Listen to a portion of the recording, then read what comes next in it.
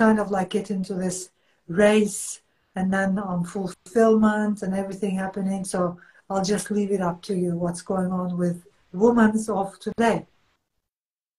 You're so right, and we all know it. And I believe it's been always happening. However, we didn't have so much social media exposure. We didn't have all those tabloids and magazine and newspapers showing us and telling us what size we should be, what we should look like, what we should be wearing, how we should think, what sort of partner we should be.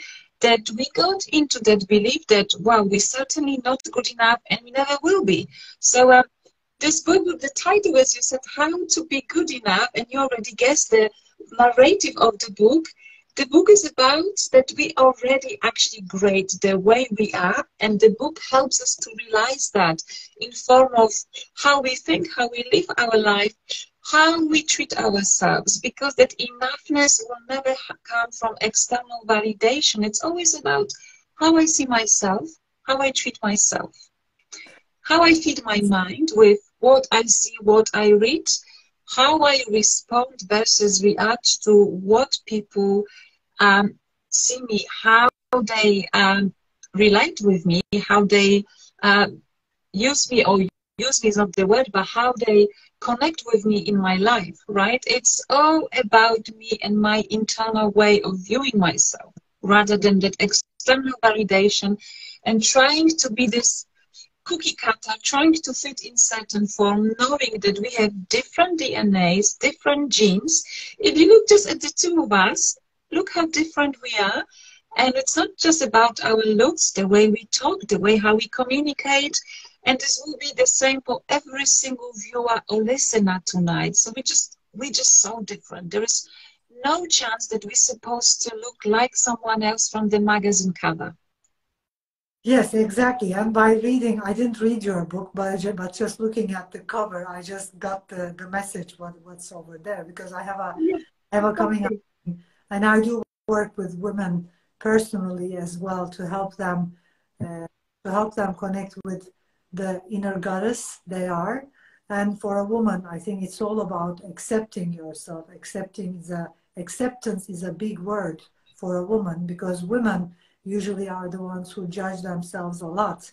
And like you said, women are the ones who compare themselves to other women. Women get conditioned to, you know, like you said, what's happening in the social media, which leads to a lot of disorders. And I also see in the young generation a lot of eating disorders, a lot of addiction problems due to what you're saying, due to not connecting with ourselves. And because breathwork is the most powerful tool to help us reconnect with ourselves, that's basically why I wanted to found, you know, Breath Up and such a project, because we have a huge need to reconnect with ourselves, which is real healing. And I'm sure you're also leading, you know, your clients, people you work with or you lead, into figuring out who they are, connecting with themselves, accepting themselves, loving themselves the way they are. We are all different, and stopping the whole comparison. And I'm going to also ask you about your journey.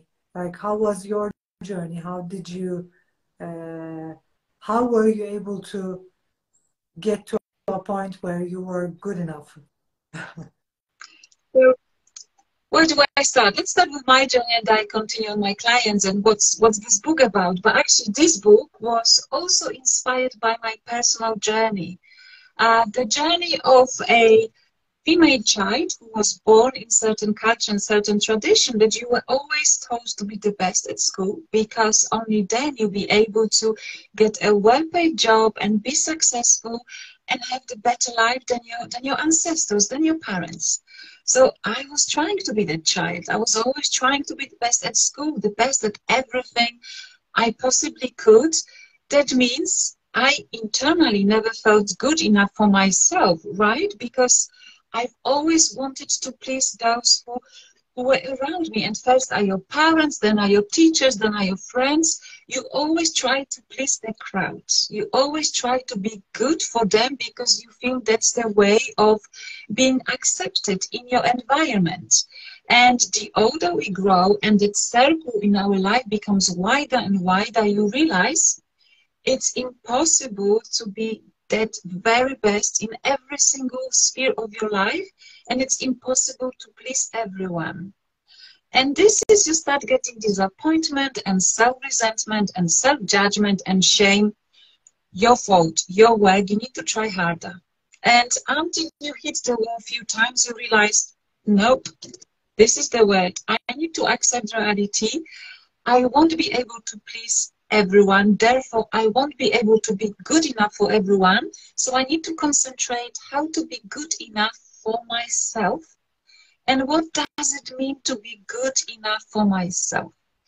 So through that, I started studying psychology, personal development, nutrition, detox toxicology, hormones, holistic treatments, mindfulness, yoga, anything under the sun, because I wanted to have better tools to become that version of myself I'm meant to be, find that freedom and liberation, and really be that person who I am, rather than constantly trying to please everyone internally and externally. But this is my life. It can be short, it can be longer, I don't know. What do I do in it for myself? When I started seeing the results for myself, which is that confidence, that not giving a damn if others like me for what I say, what I think, digging deeper into what gives me happiness. Also understanding I don't need to be size 0 because it's really unhealthy for me and it deprives me of joy of life. I love cakes, I love chocolate, I love ice cream, not 24/7, right? But there are times to celebrate, enjoy, and indulge in life. Therefore, I started nutrition. And I know that it's all about balance in life. I started offering it to others, to my clients. And people started, to my also great award for my work, people started recognizing that the tools I'm offering are helpful, because it's not an Excel spreadsheet formula, have this diet and you will get into certain weight, but rather feeding the cup of self-worth and self-love. And how I started feeding that cup of self-love and self-worth for myself and for others, first is to notice that noise. What is your noise? That means your distraction. You said about teenage girls and eating disorders, right? So that we need to understand that eating disorder, it's not so much about a person willing to achieve certain weight and certain look. It's other more of a psychological challenge and trigger, which could be rooted in the dynamics in the family. But we could always blame someone else what's going on for us. But when we recognize it early enough, we realize, no, it's about me. It's about me, how I feel in certain environment, and am I able to verbalize and communicate my needs, how I need to be seen, and how my needs should be met, how I should be acknowledged and recognized by others, or can I use a therapist and specialist to help me with that? So there are two ways to go about it, depends where we are with certain things. I would say also emotional eating could be also bulimia, could be orthorexia, which is concentrating on very healthy food. Also not managing things in life, which could be our personal life, professional life, our emotions, and therefore referring to controlling our plate, or going the other way around, unable to control our plate and going for binge eating, which is a serious form of emotional eating, and then going for periods of fasting. And again, shaming and blaming ourselves because I can't find a medium. So I would ask you to first either write down or do this personal recollection with yourself, be very honest and ask yourself, what is it in my life that's so challenging? It's not the food, it's not your plate, it's not your weight. What is it? What is it that you feel the lack of? So what's the absence of? It could be the life fulfillment. It could be the lack of being seen, being loved. It could be the lack of feeling that motivation. So this could be really quite a few things.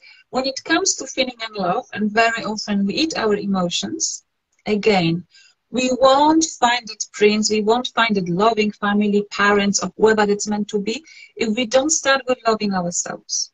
And the love of ourselves should come with acceptance. That's always, I know it's the hardest thing to do, but this is the person you're going to spend the rest of your life with. So start with accepting, appreciating, loving that person. And then if you've got genetics of size 40, please don't ever assume you will go to size 32. I'm talking about UK sizes, but you can translate it to any other size, because it won't be healthy for you. And it won't look good on you either. So just accept, where is my body, what size and shape my body will feel healthy and strong.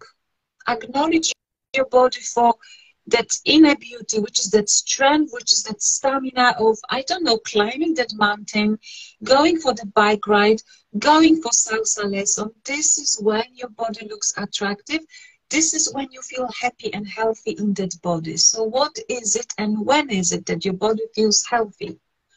Then practicing that self-love and self-worth comes with a breath work, as you said. So it's kind of always giving yourself a pause between reaction. When there is a trigger, which could be a certain situation, certain person, certain event, our natural human response is to straight away react by default. And one of the ways human reacts could be extreme drinking, could be smoking, could be sex abuse, could be hazard, could be gaming, and could be eating.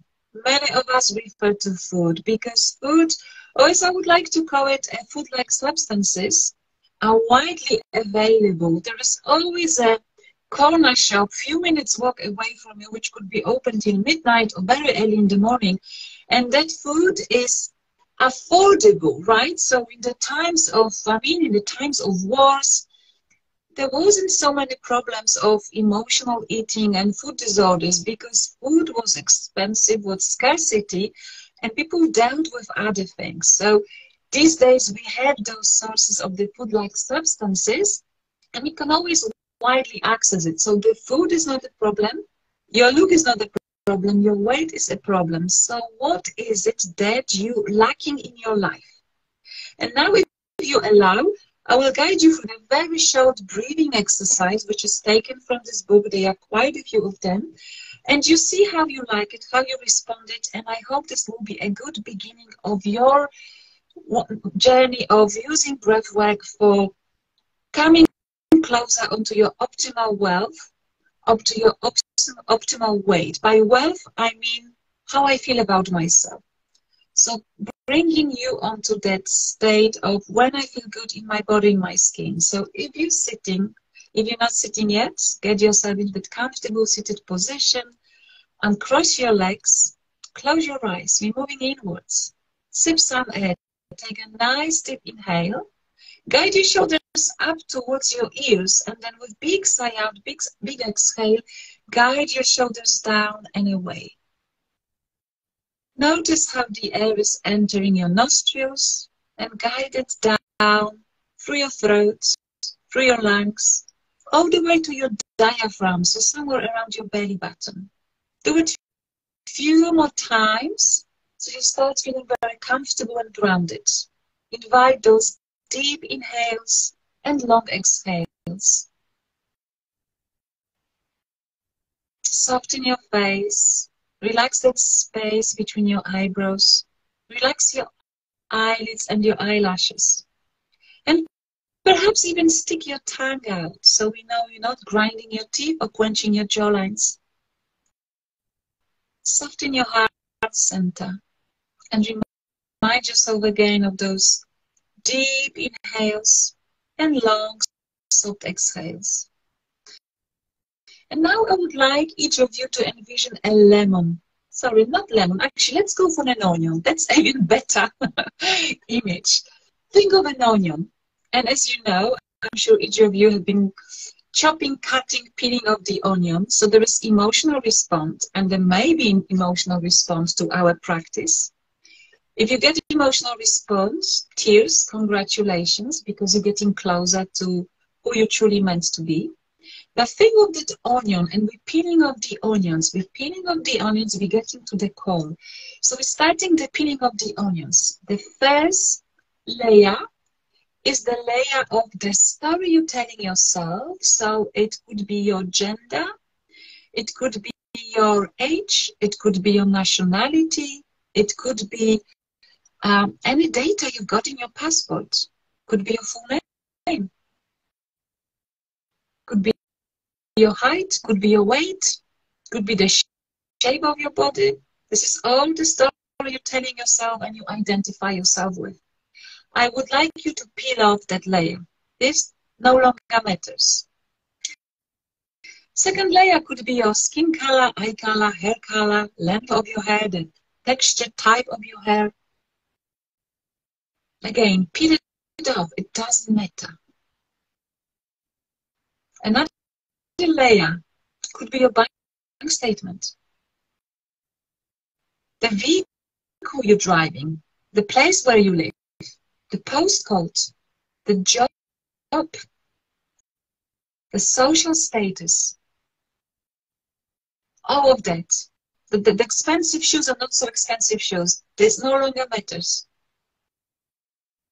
Now we're moving closer onto the stories you're telling yourself of who you are. What do you see, what do you feel? When you no longer care about that material stuff, about your look, what are those stories? What do you see? What do you feel? And when there is anything right now, right here, that gives you contraction, that makes you feel smaller and makes you feel like you're shrinking, peel it off. Peel it off and leave the energy and space for something that's closer to who you truly are.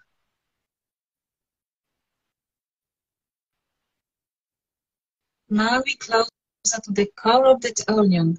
You may get emotional response. What do you see now? Who do you see? What's your emotional response? Who is that person you're seeing?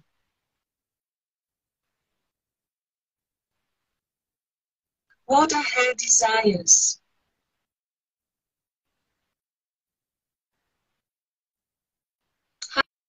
How could she show up in her life for those desires?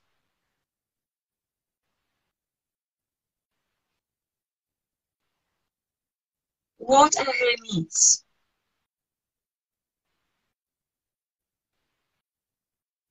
Which of those needs she is able to meet herself? And which of those needs are external?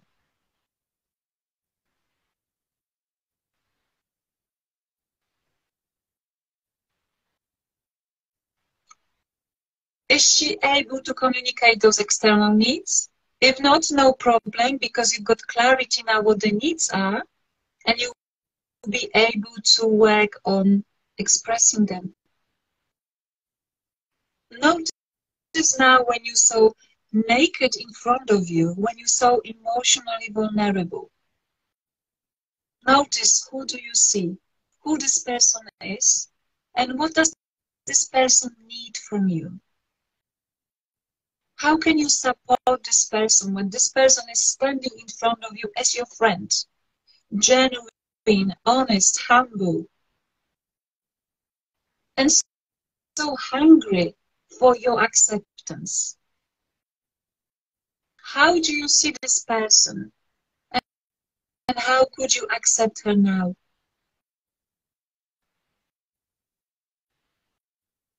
Are you willing to reach out to her, offer her your hands, your support, your hug? Are you willing to walk along with her, holding her hand? Are you willing to be patient and consistent like the best friends? And at times to laugh with her and even laugh at her?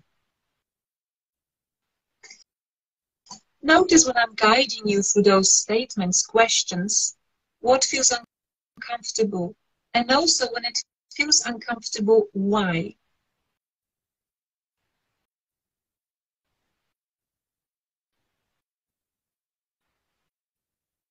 Also notice what you're noticing. What are distractors? What are the voices in your head telling you this is BS, I'm not gonna do it, no, this doesn't really resonate with me? Is that really true, or are we suppressing something else? Allow yourself to be truly open and vulnerable with yourself. Allow yourself to get that gigantic step forward, that motivation, that mindset, that I'm willing, I'm ready to step into something new. Whatever it is, accepting myself the way I am, noticing my triggers, my patterns in our journey with nutrition, with weight loss, or with moving on to optimal weight. The negative thoughts, the negative stories I'm telling myself, I can't do that, I will fail, I will never be in that size, in that shape. Notice that all. And just answer yourself how supportive or not those thoughts are. Because as a psychologist, I know that our thoughts create our words. Our words create our actions. And our actions create our reality. So if in your head you convince yourself to I can't, then you will not, because you can't, you won't be able to. But when you offer yourself support and that positive response and encouragement, you will convince your mind, therefore you will convince your body that you will get there. So in other words, I'm inviting you to see yourself as your friend. And how would you guide yourself as a friend on the journey? What thoughts, what words, what support, what encouragement would you use if you were guiding your friend on the journey? And I know it won't be always walk in the park, and it won't be always rainbows and unicorns for you. It won't be. But if you remember a few words, few tips of what I'm throwing at you right now, you will be able to constantly create this positive energy and vibe that will be taking you a step closer. Even when you fell off the saddle, you'll be able to come back there within hours or even days, rather than making excuses that this is not working for me, therefore I'm not good enough. Plant that seed. Notice how you're breathing now. Notice how deep and slow that breath has become. And notice how good it actually feels to be so honest with yourself. To be so real. And notice that possibility you've got out there. That you always have a choice, and you choose the path you're going to take.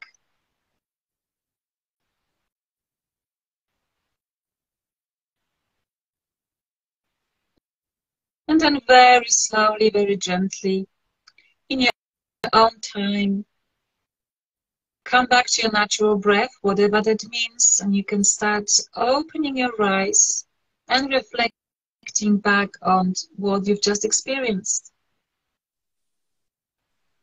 Thank you. It was an amazing experience. Thank you. I'm sure everyone benefited a lot. You're very welcome. I do hope that it was some sort of planting a seed, or maybe like a gentle shower or wake-up call, that there is another way to look at how I would love to feel in my body. And there is also a chance to say, but very often when it comes to weight loss, and you've done already fasting, juicing, keto diet, and anything else crazy approach to diet, one way is your mindset. Then you need to look if there is a challenge with eating disorder. Another thing is your hormones. Very often it's not you, it's your hormones. So don't blame yourself, have your hormones checked. And I would like to take this opportunity, and as an expert in hormonal well-being for women, everyone who's been on the session today or who will be listening to that session, I would offer 25% discount to the support session afterwards. So if anyone would like to take the advantage of that.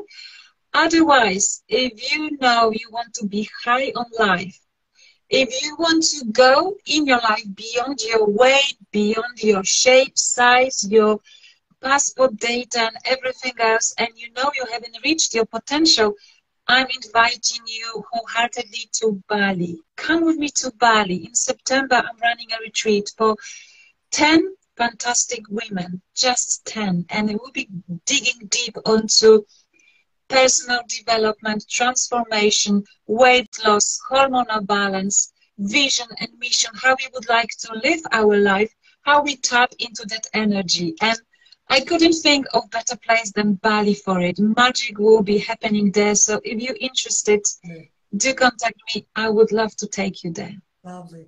Thank you so much for your time, for your energy, and get ready with Breath Hub. Use Breath Hub every day. Get your breathing analyzed.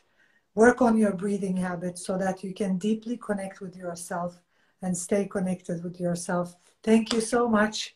It was great having you here. I'm going to say bye and thank you for the Breath Hub family, to the Breath Hub family who is leading this live session. And yeah, we'll see you later on. Thank you. Thank you. Take care, everyone. Good night.